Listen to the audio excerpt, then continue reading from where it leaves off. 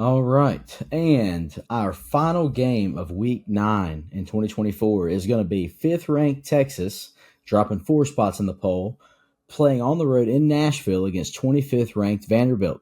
Once again, stuff we talked about we probably wouldn't have said earlier in the year. 25th ranked Vanderbilt is up there on the list, but here we are. A big win over Alabama a couple weeks ago has got them in the conversation. Obviously, Texas coming off a massive loss to Georgia at home. They went down. They went into the half down 23-0, coming back a little bit in the second half, but still lost 30-15. That was a dog show, and it's not even Thanksgiving. Vanderbilt having an absolutely historic season, knocking off Alabama and Kentucky and getting off to a 5-2 start. Obviously, there's a lot of season left, but Vandy is very, very, very far ahead, light years ahead, if you will, of where we thought they'd be at this point in the season and in this season as a whole, because no disrespect, but it's Vanderbilt. Texas has the playmakers, but Vandy has the heart on the field in this game, which will be the bigger deal. The ESPN FBI has Texas at 91%. The spread has the Longhorns at 18.5 points. I'm picking first. This one I did not expect to be a tough game to pick. I think that Vanderbilt obviously gives Texas a run. I don't think that Texas is, if you will, the juggernaut we thought they were. I think across the board, most of CFB, especially among the top 8 teams, seems to be pretty level. I mean, even Ohio State, who had like this massive $2 million or whatever it was NIL speculation or deals or whatever, they ended up losing to Oregon, who's a great team, by the way. Oregon's a great team. But, I mean, we really thought Ohio State and Ryan Day, like, they were the stuff. Newsflash, they say it every year. But anyway, onward we go.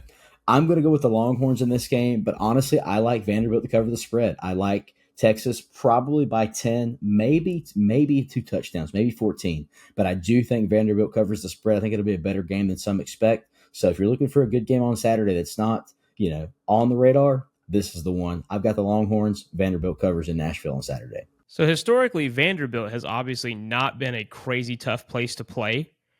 And I don't know that that's changed this year, but the fans are definitely way more into it. So my question here is this going to be a tough atmosphere for Texas? The fans got gifted a huge win against Alabama.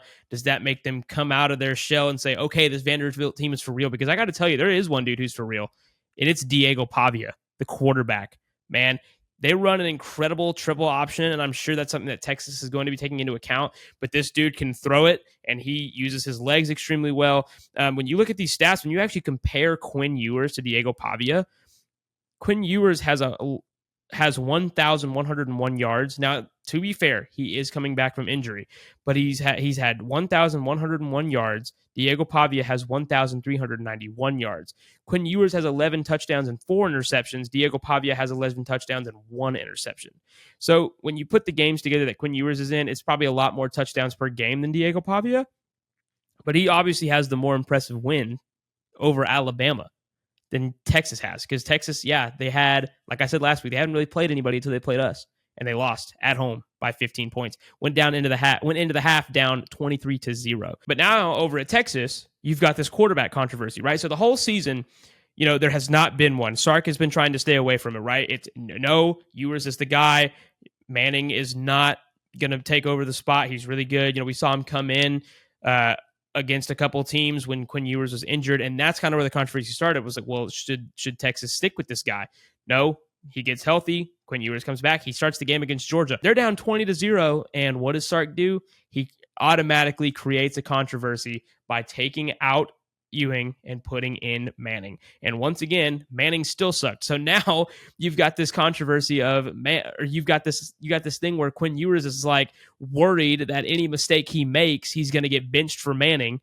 And now you got this media controversy that you didn't even really mean to start, even if you were just trying to give Ewers, an opportunity to kind of catch his breath, get his thoughts together, and put Manning in. Now you've created all of this drama. And I think that there's going to be some issues with that. So give me Vanderbilt for the upset. I did not pick them last time. I was like, Alabama's about to slaughter. They didn't. Vanderbilt's a way better team than we think. I think that they used this past week to really get ready for Texas, which is maybe the reason why they've struggled with the Ball State a little bit.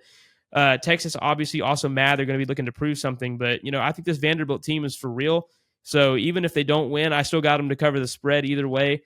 Texas will not win this game by 18.5, but give me the Commodores in this one because I think that they've got a really good team, and I think Diego Pavia and Clark Lee, they're going to be ready to go. So give me freaking Vanderbilt, dude.